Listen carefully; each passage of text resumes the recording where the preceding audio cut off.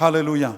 C'est mettre la priorité où il faut mettre la priorité. Pourquoi? Parce que tu vas passer à côté d'une prédication qui va impacter ta vie. Moi, j'ai une peur, une sainte peur, c'est celle de passer à côté des ministères que j'écoute et de me dire, tiens, pour ça que j'ai rarement raté une réunion dans ma vie. Je cherche même laquelle j'ai pu rater depuis que je suis chrétien. Je devais être couché sur un lit d'hôpital ou je ne sais pas quoi, mais j'ai dû me mettre sur Zoom ou sur une application pour aller chercher une parole. Mais tous les jours, j'écoute un ministère d'onction.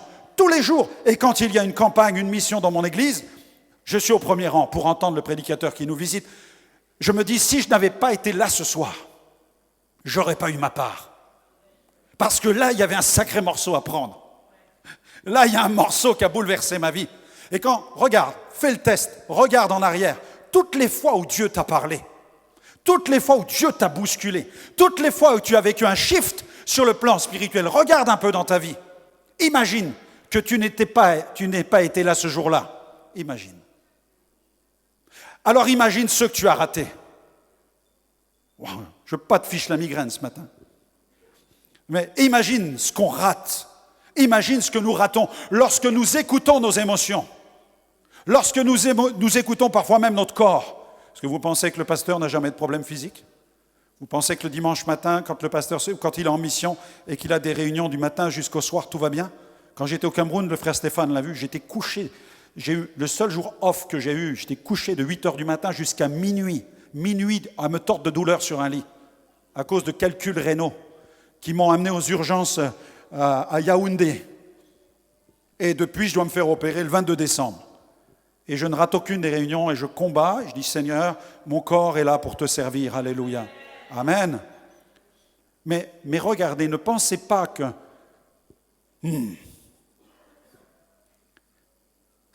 Pasteur, je ne peux pas aller à l'église, j'ai le nez qui coule ce matin. Pasteur, j'ai le nez qui coule. Écoutez les enfants, on va rester à la maison. Hein. Il fait froid, faut enlever la glace sur le pare-brise. Et tu veux suivre Jésus? La sœur l'a dit, tu es en train de suivre la météo. Tu vas devenir un crapaud, une grenouille. Vous savez, les grenouilles, on se servait des grenouilles pour voir quelle était la température de la météo dans le passé. Hein? Non, on ne peut pas s'occuper de ça. Il faut un moment se dire, Seigneur, il y a une guérison à prendre. Seigneur, je vais m'habiller chaudement, je vais venir à la réunion. Je dois triompher du froid. En fait, on est en train de se battre contre le froid alors qu'il y a des hordes de démons qui s'occupent de détruire la ville. On n'a pas encore triomphé de la météo, mes amis. Vous n'êtes pas en Afrique, là? En Afrique, il y a beaucoup d'Africains, ils ont compris c'est quoi le combat spirituel. Ils savent contre quoi ils se battent. Et nous sommes dorlotés par le matérialisme, nous sommes dorlotés par le confort. Alors qu'il y a une guerre spirituelle dans la ville, qu'il y a des milliers qui ont besoin de rencontrer Jésus-Christ. Et au moindre petit détail qui vient nous déranger, le jour de la réunion, nous restons à la maison parce qu'il y a un petit truc qui me dérange.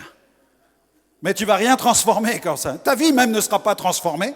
Il faut une réforme spirituelle. Je dirais plus que ça, il faut une révolution spirituelle dans ton cœur. Il faut un réveil spirituel. L'Esprit de Dieu réveilla. Alléluia, l'Esprit de Zorobabel. Que l'Esprit de Dieu vienne nous réveiller. Je prie qu'il vienne me réveiller. Je prie qu'il me réveille encore plus, alléluia. Et qu'il vienne te réveiller. Amen. Et que tu puisses brûler pour la gloire du Seigneur. Ne te fait-il rien que ma sœur me laisse seule pour servir? Waouh. Dis-lui donc de m'aider. Elle se met même à commander Jésus. Dieu, dis-lui qu'elle m'aide. Kurios, Seigneur, dis-lui qu'elle m'aide. Vous imaginez? Elle en est là. Elle en est là. Elle cherche même à embarquer Jésus dans ses priorités. Elle est tellement contrôlée par ses inquiétudes qu'elle embarque Dieu dans son affaire. Et combien de fois nous embarquons Dieu dans nos craintes et dans nos peurs? Nous essayons de faire alliance avec lui. Nous essayons même de l'amadouer pour qu'il s'apitoie sur notre situation afin qu'il ait compassion de notre médiocrité sur le plan spirituel. Mais Dieu dit non. Et nous disons, mais où est Dieu? Où est-il? Que fait-il? Dieu m'a abandonné. Dieu ne répond pas à mes prières. Dieu ne s'occupe pas de moi. Replaçons Dieu au centre. Deuxième point, l'inquiétude et l'agitation sont toxiques. L'inquiétude et l'agitation sont toxiques. Le Seigneur lui répondit, Marthe, Marthe, tu t'inquiètes et tu t'agites pour beaucoup de choses. J'aime beaucoup ce livre qui s'intitule « Trop occupé pour ne pas prier ». Ça va?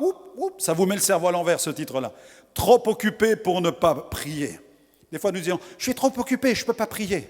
Justement, c'est parce que tu es trop occupé que tu dois prier. Je suis trop occupé pour ne pas prier. Parce que je suis trop occupé, je vais prier plus que je ne priais auparavant. Amen. Parce que ce n'est pas normal que je sois débordé par les affaires du quotidien. Parce que le monde en voudra toujours plus, le monde va te demander toujours plus. Mais Dieu, où est-il? Jésus dit dans Matthieu 6, 27, « Qui de vous, par ses inquiétudes, peut ajouter une coudée à la durée de sa vie ?» Médicalement, c'est même prouvé que vous réduisez votre vie par les inquiétudes et les angoisses. Dans Philippiens 4, 6, note ce verset. « Ne soyez inquiets de rien, mais en toute occasion, par la prière et la supplication accompagnée d'actions de grâce, faites connaître vos demandes à Dieu. » Amen. Comment triompher de mes inquiétudes? Paul le dit, ne vous inquiétez de rien, mais, il dit voilà, c'est ce mais qui est important. C'est à partir de ce mais que l'inquiétude va partir. En toute occasion, par la prière et la supplication accompagnée d'actions de grâce. Tu vas prier, et l'Esprit va te conduire à supplier. L'esprit de la supplication, ce n'est pas l'esprit de la défaite. Je ne supplie pas parce que je suis dans le désarroi ou que je suis dans la peur, dans la terreur d'une situation. Non, je prie et Paul enseigne que l'Esprit vous aide, l'Esprit nous aide, parce que nous ne savons pas ce qu'il convient de demander, mais l'Esprit nous aide dans nos faiblesses et c'est par l'Esprit que nous allons prier. Tu démarres la prière, l'Esprit vient t'aider dans la prière, il va te conduire dans la supplication. Tu vas supplier par l'Esprit et tu vas même rendre grâce parce que tu auras la conviction que Dieu a entendu ta supplication. C'est pourquoi Paul ajoute avec action de grâce, parce que tu vas continuer en disant merci Seigneur. Merci Seigneur parce que je sais que tu m'as entendu et je sais que tu vas répondre à cette situation. Matthieu 6, 34, ne vous inquiétez donc pas du lendemain, le lendemain s'inquiétera de lui-même. Waouh! À chaque jour suffit sa peine. Si tu commences à prendre l'inquiétude, si c'est lundi que tu prends l'inquiétude de mardi, dans quelque temps tu prendras celle aussi de mercredi. Tu vas porter toute la semaine sur tes épaules. Tu vas porter tout le mois. Tu vas porter toute l'année. Boum! Tu vas finir à plat ventre. Chaque jour aura soin de lui-même. Ne vous inquiétez de rien. Priez, suppliez, rendez grâce. Et Dieu va intervenir. Et il va vous libérer de tout ce qui est obsolète, ce qui est inutile, ce qui ne vous apportera rien dans votre croissance au plan spirituel. À quoi cela sert-il de vouloir gagner la planète, le monde, si tu perds ton âme? Ne perds pas ta vie spirituelle. Au contraire, entretiens-la. Troisième point, la seule chose nécessaire, c'est saisir sa bonne part. Verset 42, une seule chose est nécessaire. Marie a choisi la bonne part qui ne lui sera point ôtée. Ce qui est nécessaire, c'est de choisir la bonne part. Selon Jésus, ce qui est nécessaire, c'est d'abord choisir la bonne part. C'est de fixer ta priorité. C'est de dire dans ma vie maintenant, tous les jours, ma bonne part, je démarre ma journée avec Jésus. Je termine ma journée avec Jésus. Je passe ma journée avec Jésus. Même dans les affaires que je dois traiter, même dans les contrats que je dois signer, je consulte Dieu. Je lui demande son inspiration. Je lui demande son aide. Dans tous les choix que je dois faire, Seigneur, conduis-moi, inspire-moi. Je dois baigner dans cette conscience du Seigneur Jésus, comme Marie qui était assise aux pieds du Seigneur. Alléluia. Prends la bonne part. Le meilleur moyen de prendre la bonne part, lorsqu'il y a un repas vous êtes invité dans un repas un soir, on vous invite à manger, vous savez que le meilleur moyen d'avoir sa bonne part, c'est d'arriver à l'heure. Je vous promets. Parce que j'en connais, s'ils passent avant vous devant le plat, vous allez sucer les fourchettes. Amen. Quand je suis en mission dans un pays et qu'on met la nourriture sur la table, je suis le premier à me servir. Amen. Pourquoi? J'ai voyagé avec un évangéliste qui s'appelle Bill Thomas, qui faisait 1m90, qui chaussait du 48. C'était un noir américain qui avait prêché à New York, qui avait fait la une du journal à l'époque, victime de la ségrégation raciale. Il était écrivain dans le magazine Décision de Billy Graham. Il a prêché dans plus de 58 pays. Il voyageait dans le monde avec moi, il coordonnait mes campagnes d'évangélisation. Il m'a enseigné ce grand principe spirituel. Et il m'a dit, Brother Frank, I have to tell you, quand la nourriture passe, il faut la prendre. Amen. Tu peux acclamer le Seigneur pour ça. Souviens-toi de ça quand tu vas quelque part. Tout simplement parce que ce grand sage, il avait compris que d'être trop poli, eh bien à la fin, il ne te reste plus que les miettes. Et quand tu voyages à l'âge de plus de 70 ans comme il était, qu'il finissait des réunions très tard et qu'il arrivait devant la table et que tout le monde, tous les jeunes de 20 à 30 ans étaient déjà passés, avaient pris 2-3 parts, il a compris qu'il fallait mettre un terme à la politesse. Dès que le plat arrivait, on se regardait. Yeah man, bam, bam. Tu manges et tu prends ta bonne part, qui ne te sera point ôtée. Pourquoi ? Parce que tu l'ingurgites tout de suite et personne ne viendra la chercher dans ta bouche. Amen, alléluia. Vous savez, moi je suis un papy, j'ai 4 petites filles et l'une d'entre elles s'appelle Eva. Et vous savez ce qu'elle a fait un jour ? Elle a vu du chocolat et elle sait qu'elle ne pouvait pas manger le chocolat qu'il y avait là sur la table. Qu'est-ce qu'elle a fait ? Elle a commencé à prendre le bout de chocolat, sa mère a couru derrière elle. Sa mère a couru derrière elle pour lui prendre. Qu'est-ce qu'elle a fait ? Dès que sa mère est arrivée, elle a fait hop ! Là, tu ne peux plus l'attraper, le bout de chocolat. C'est terminé. C'est terminé. Mon frère, il a 4 ans de plus que moi. Quand on était petit, je savais qu'il rêvassait souvent. Mais moi, j'étais intentionnel. J'étais un enfant intentionnel. Et je me mettais au pied de mon frère. Il mangeait son sandwich avec les carrés de chocolat à l'intérieur. Et moi, j'étais assis en dessous. Et j'attendais que le carré tombe. Et mes amis, quand il tombait, il essayait de le ramasser, mais c'était fini. Pourquoi ? Parce qu'il était dans ma bouche.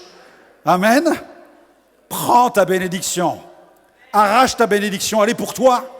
Quand tu viens à l'église, viens prendre ta part. Ne compte pas les dalles au plafond. Perds pas ton temps avec ça. Viens chercher ta bonne part. Elle est pour toi, la bonne part. Alors, comment obtenir sa bonne part en quelques points ? Rapidement, ce sera la dernière partie. Ouvrir la porte de son cœur à Jésus. Amen. Ouvrir la porte. Marthe a ouvert la porte de sa maison, mais elle n'a pas ouvert son cœur. Le texte nous dit, comme Jésus était en chemin avec ses disciples, il entra dans un village et une femme nommée Marthe le reçut dans sa maison. Tiens, tu parles. Oui, elle l'a reçu dans sa maison, mais elle n'a pas reçu ce que Jésus voulait lui donner. Elle a juste reçu Jésus dans sa maison, mais non pas dans son cœur. Il nous faut prendre le temps d'accueillir Jésus. Et chez qui se rend-il ? Chez Marthe et Marie. Mais qui a vraiment reçu Jésus ? C'est Marie qui l'a reçu. C'est elle qui a vraiment reçu Jésus. Deuxièmement, cultive ces moments qui permettent de vivre cette intimité avec Jésus. Elle avait une sœur nommée Marie qui, s'étant assise, il faut de la puissance pour s'asseoir. Dans le monde d'aujourd'hui, mes amis, il faut de la puissance pour s'asseoir. Si tu ne prends pas le temps de t'asseoir devant Dieu, c'est fini. C'est fini. Tu as les notifications, cling, cling, cling, cling, cling, cling. Achète un poisson rouge. Mets le smartphone devant le poisson rouge. Mets-le dans l'aquarium. Sois délivré. Il y a un certain moment, il faut prendre le temps de s'asseoir. Tu mets en off le téléphone. Parce que si tu pries avec le téléphone ouvert, c'est le WhatsApp de l'église. Oh, Liliana, qu'est-ce que tu fais là ? Qu'est-ce qu'elle veut, Liliana ? Elle envoie les chants. Ah, pasteur, qu'est-ce qu'il veut, le pasteur ? C'est important de répondre à ton pasteur. C'est important de répondre à Liliana. C'est important de répondre. Il y a des dizaines de comptes WhatsApp dans l'église. Mais quand tu pries, tu es en off. Tu es en off. Tu es en off du travail. Tu es en off. Le monde tournera bien sans toi. Tu n'es pas le sauveur du monde. Prends du temps avec Dieu. Passe du temps à ses pieds. Vaut mieux prendre un quart d'heure, une demi-heure avec Dieu que d'essayer de prendre un temps qui ne ressemblera à rien, où tu vas être partout dans tous les sens, tu n'auras pas pris le temps d'écouter sa voix. Elle s'est assise aux pieds du Seigneur. Alléluia. Troisième point, considère Jésus comme Seigneur. Le texte dit, aux pieds du Seigneur. Ce que cela veut dire, reconnaître la seigneurie de Jésus. Je m'assois aux pieds du Seigneur. Je m'assois aux pieds de celui qui va me parler et qui gouverne ma vie. Aux pieds du roi des rois. Aux pieds de celui qui a ma destinée dans ses mains. Alléluia. Aux pieds, c'est important. Je vais aller rapidement sur ce point-là, mais dans la parole de Dieu, vous remarquerez que Paul a été enseigné aux pieds de Gamaliel. Vous connaissez ce passage. Ce qui veut dire en fait au pied, quand on était... L'expression orientale, être au pied de quelqu'un, c'est être un disciple, matétès. Matétès, c'est celui qui écoute l'instruction assis. D'accord ? Il est donc assis au pied parce qu'il va entendre l'instruction. Et il nous faut donc prendre ce temps-là pour recevoir l'instruction. Non pas pour bâiller aux corneilles, mais vraiment pour dire, Seigneur, j'ai besoin d'entendre ta voix. J'ai besoin d'écouter. Tu ouvres ta Bible. Et là, tu cherches dans la parole de Dieu. Et tu écoutes ce que Dieu te dit par la parole. Tu pries aussi. Et à un moment, tu te tais dans la présence de Dieu. Il y a des moments où la prière est une prière d'assaut, comme nous l'avons entendu là. Le jeudi soir des sentinelles, vous avez vu les prières d'assaut que nous avons eues ? C'est un domaine de la prière d'assaut, du combat spirituel. Mais si tu connaissais les sentinelles que nous avons, qui prient aussi le jeudi soir, si tu connaissais leur vie intime d'intercession, tu verras que la plupart du temps, dans la prière, elles et ils font silence. Parce qu'il y a des moments où il faut faire silence pour entendre la voix de Dieu, pour écouter la voix du Saint-Esprit. Ce sont des temps que nous pourrions qualifier de temps d'immersion dans la présence du Seigneur. Nous avons parfois ici des sœurs qui viennent en immersion. Elles viennent passer quelques heures, on a eu des fois 48 heures dans les bureaux. Une pièce leur est donnée, elles se mettent à plat ventre devant Dieu, elles s'immergent dans la présence de Dieu, dans le silence. Moi, j'ouvre la porte et elles sont en train de prier. Sur leur face, elles intercèdent pour l'Église, elles intercèdent pour la ville. Amen. Si vous avez à cœur cette intercession, n'hésitez pas à nous en parler. C'est un lieu ici où vous pouvez venir prier, vous pouvez venir intercéder, passer plusieurs heures à plusieurs sœurs et frères dans l'intercession. Amen.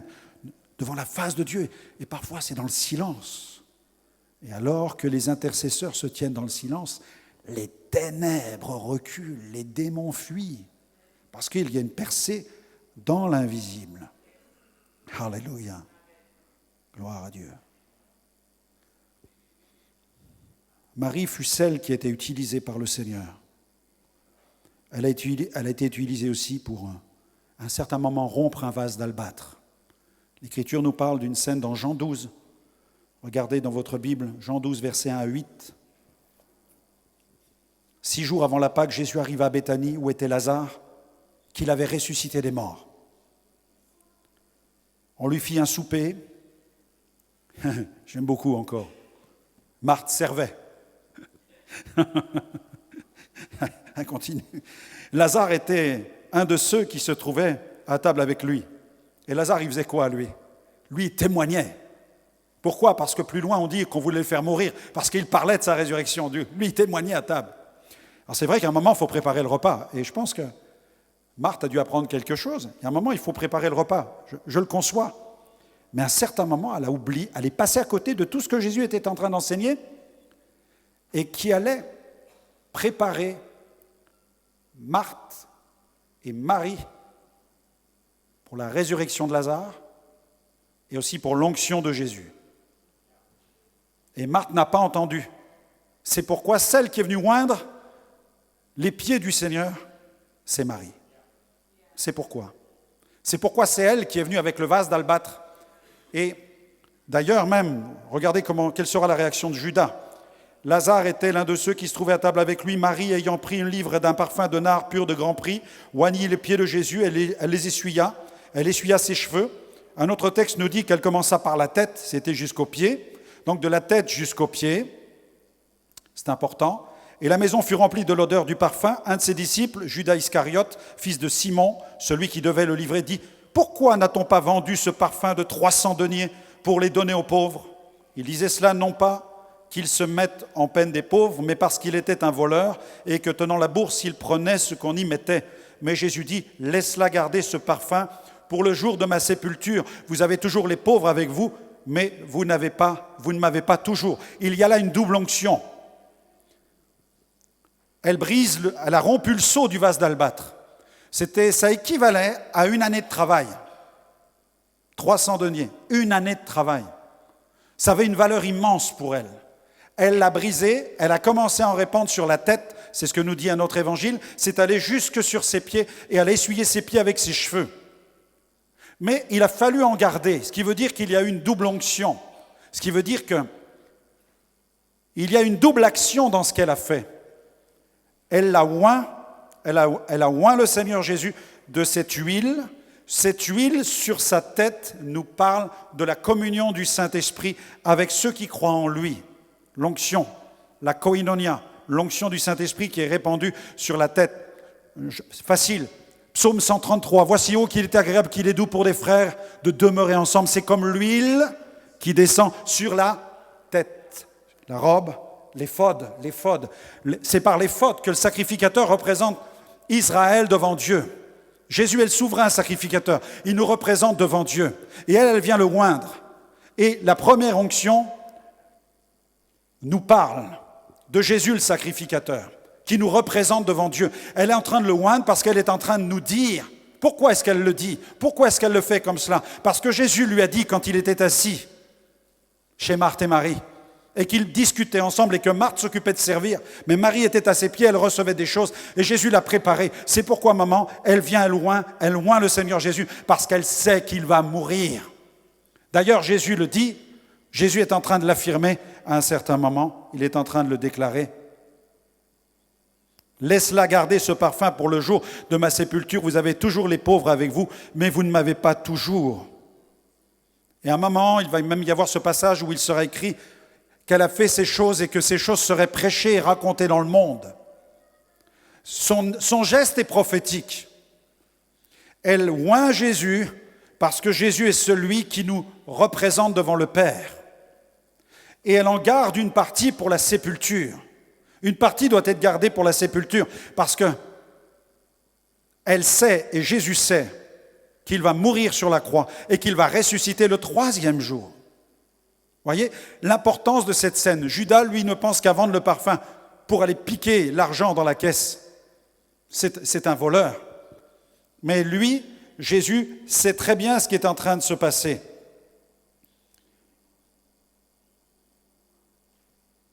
Laisse-la garder ce parfum pour le jour de ma sépulture. Et briser le vase signifiait vraisemblablement que la femme avait brisé le seau du vase. Donc elle a répandu cette onction de la tête jusqu'aux pieds. L'onction, l'huile qui était répandue, ce parfum qui a été répandu sur la tête de Jésus a coulé sur ses vêtements et s'est répandu jusque sur ses pieds et elle a nettoyé ses pieds avec ses propres cheveux. Marc 14, 8 donne cette précision. Elle a fait ce qu'elle a pu, elle a d'avance embaumé mon corps pour la sépulture. Elle a d'avance embaumé mon corps pour la sépulture. Elle a fait ce qu'elle a pu. Donc elle a accompli ce qu'elle avait reçu dans son cœur. C'est un acte prophétique. Elle l'avait reçu parce qu'elle l'a reçu du Seigneur lui-même. Elle ne l'a pas inventé, elle ne l'a pas fabriqué. Non, c'était conduit par le Saint-Esprit. Il y a des gestes qui sont accomplis, qui sont prophétiques. Et là, son service est prophétique. Et elle va lui rendre gloire. Elle essuie avec ses cheveux. Les cheveux sont la gloire de la femme. Et elle essuie les pieds du Seigneur avec ses cheveux. Il y a une dimension de gloire. Elle est là à ses pieds et elle essuie avec ses cheveux les pieds de Jésus parce qu'elle est en train de lui donner toute la gloire. Elle répand son cœur dans un esprit d'adoration. C'est un acte d'adoration. Il ne s'agit pas d'un acte mystique, c'est un acte d'adoration. Et le texte dit, elle écoutait la parole, elle prend le temps de l'écouter et elle choisit sa part. Une seule chose est nécessaire, Marie a choisi la bonne part, lui rendre gloire, choisir sa part, se nourrir des bénédictions que Jésus donne, cette part qui ne lui sera point ôtée. Alléluia. Donc, ce matin, prends la place à table. Il est temps de venir à table. La table est prête. La table est prête. Les mets sont succulents. Et sur la table du royaume, il y a une multitude de mets qui sont à ta disposition, mon frère, ma sœur, que tu peux venir prendre quand tu viens.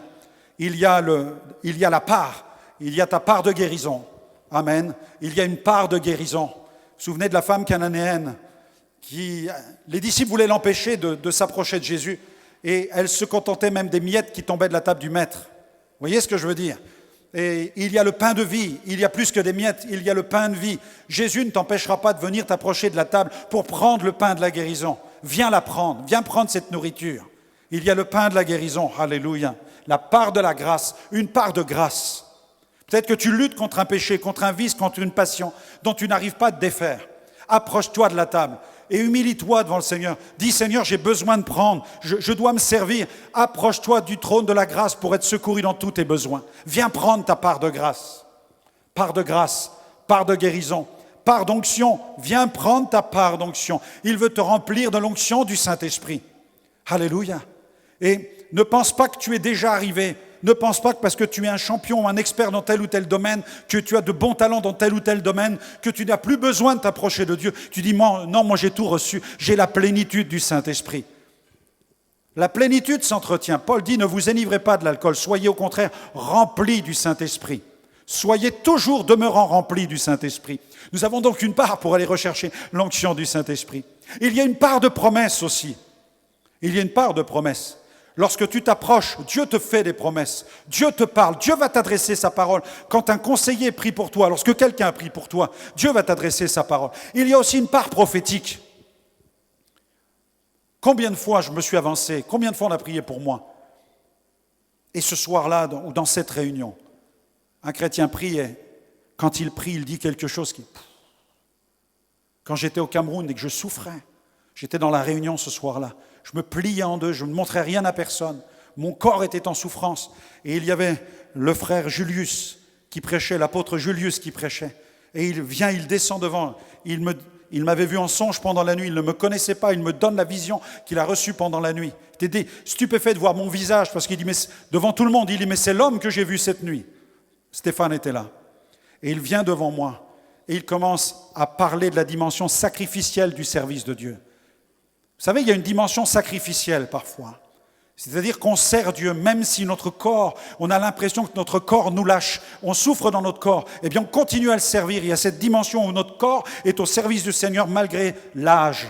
Malgré l'âge. Moi je suis très jeune, alléluia. Amen. Je peux entendre un amen. J'ai pas, amen. Ça va, ça me rassure. Mais je pense à nos anciens qui souffrent dans leur corps. J'en connais ici, qui souffrent dans leur corps. Ils voient les guérisons, ils prient pour la leur, ils ne la reçoivent pas. Mais imaginez que vous n'ayez pas Jésus dans votre vie. Où seriez-vous aujourd'hui? C'est par la grâce de Dieu que tu viens encore dans cette église. C'est par la grâce de Dieu que tu te lèves encore chaque matin. Et Dieu te garde en bonne santé. Dieu va te rendre une meilleure santé par sa puissance. Et il y a une dimension si sacrificielle dans notre marche avec le Seigneur. Et une parole prophétique, quand il a dit cela en face de moi, il m'a redonné de l'énergie. Il m'a redonné de la puissance. Il a prié pour moi, je suis tombé par terre. Alléluia. Amen. Et là, j'ai vécu une visitation forte du Saint-Esprit. Gloire à Dieu. Il y a une part de surnaturel, des cadeaux de Dieu, de délivrance, de guérison, de provision. Alléluia. J'aimerais qu'on prie maintenant.